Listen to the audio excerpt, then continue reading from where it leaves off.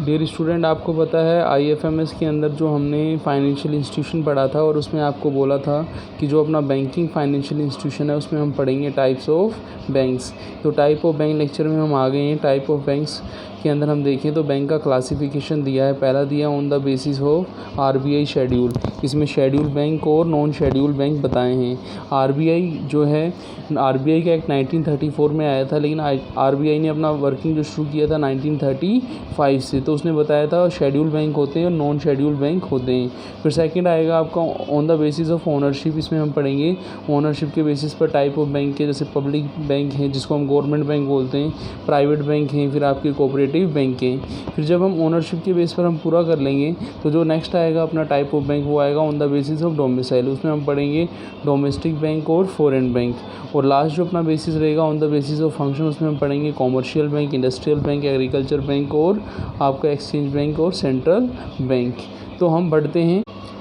तो आप यहाँ देखेंगे तो अपना जो फर्स्ट क्लासिफिकेशन था वो था आपका on the basis of RBI schedule.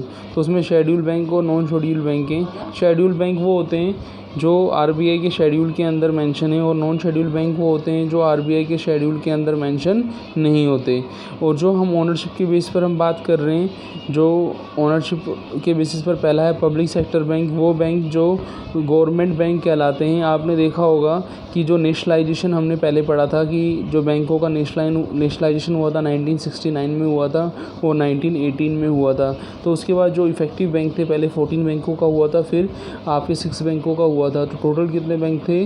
20 bank थे। फिर उसमें जो न्यू बैंक ऑफ इंडिया था उसका हमने किसमें मर्जर कर दिया था? वो हमने मर्ज कर दिया था पीएनबी बैंक के अंदर। तो इफेक्टिव बैंक नेशनलाइज जो हुए थे वो थे 19 बैंक। तो जो पब्लिक सेक्टर बैंक है उनको हम नेशनलाइज्ड बैंक भी बोलते हैं। नेशनलाइज्ड बैंक के अंदर यदि हम देखें तो एसबीआई एंड एसोसिएट भी थे। एसबीआई एंड एसोसिएट का मर्जर भी हो चुका था।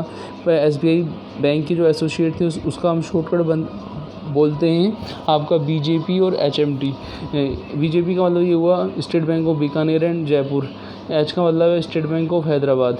एम का मतलब है मैसूर और टी का मतलब है त्रावणकोर। तो ये जो हमने एसबीआई के एसोसिएट बैंक जो थे और जो आपके नेशनलाइज्ड बैंक थे, इनको हम क्या बोलते हैं? पब्लिक सेक्टर बैंक बोलते हैं। जैसा कि यहाँ पे लिखा हुआ है, in the field of banking expansion of public sector was marked in the nationalization 14 major bank by Mrs Indira Gandhi on July 1969 की जो आपकी जुलाई 1969 में जो आपका 14 बैंकों का नेशनलाइजेशन हुआ था। उसके बाद फिर 1918 में 6 बैंकों का नेशनलाइजेशन हुआ था। तो टोटल बैंक कितने थे? 20 बैंक थे।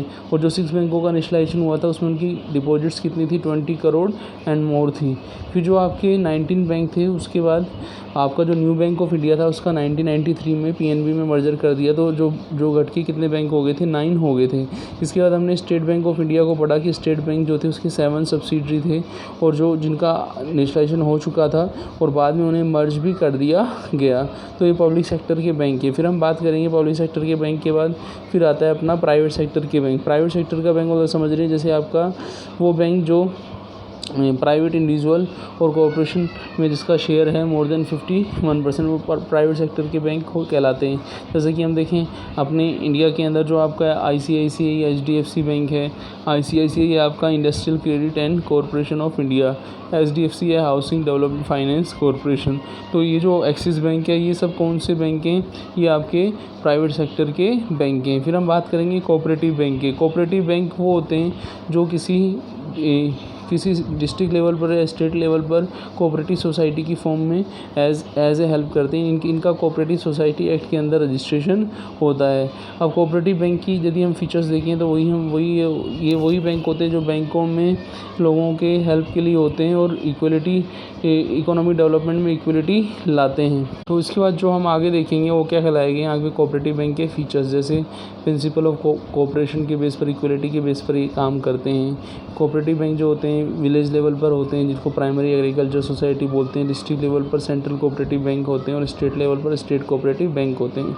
अब बात करेंगे on the basis of domicile, मतलब निवास स्थान के आधार पर जो बैंक होते हैं डोमेस्टिक बैंक होते हैं, फॉरेन बैंक होते हैं। डोमेस्टिक बैंक वो होते हैं जिनका रजिस्ट्रेशन इंडिया में हुआ है और फॉरेन बैंक वो होते हैं जिनका रजिस्ट्रेशन इंडिया से बाहर हुआ है।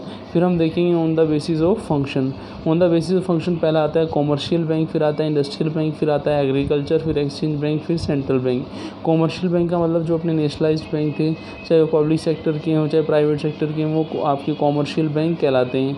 फिर आता है आपका इंडस्ट्रियल बैंक। इंडस्ट्रियल बैंक वो रहते हैं जैसे industrial development bank of India, IDBI है, जो मेनली इंडस्ट्री फाइनेंस के लिए काम करते हैं, वो कहलाते हैं इंडस्ट्रियल बैंक कहलाते हैं। शॉर्ट टर्म लॉन्ग टर्म दोनों के लिए फाइनेंस अवेलेबल कराते हैं। इसके एग्जांपल देखें तो industrial development bank of India है, industrial finance corporation of India है ना। तो ये सब आपके इंडस्ट्रियल बैंक कहलाते हैं।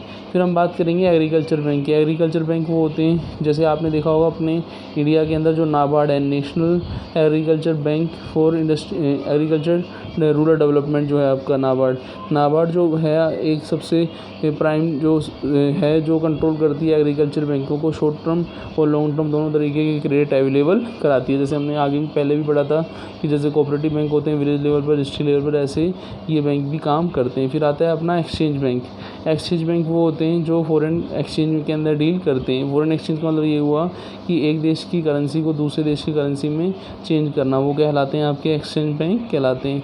तो एक्सचेंज बैंक वो होते हैं जो फॉरेन एक्सचेंज करेंसी को चेंज करने का काम करते हैं। फिर हम बात करेंगे सेंट्रल बैंक।